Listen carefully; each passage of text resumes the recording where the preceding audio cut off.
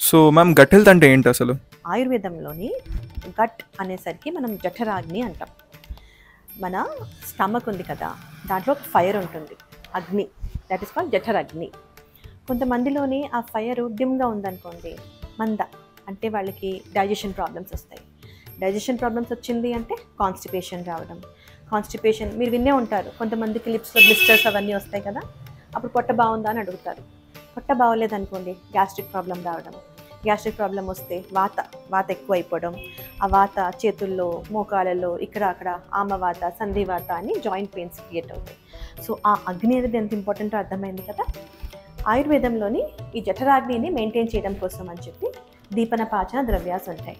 దీపనం అంటే to ignite the fire, పాచనం అంటే fire ignite అయింది, మనం తినింది ప్రాపర్గా డైజెస్ట్ అవుతుందా లేదా, డైజెస్ట్ అయిన ఫుడ్ ప్రాపర్గా అబ్జార్బ్ అవుతుందా లేదా.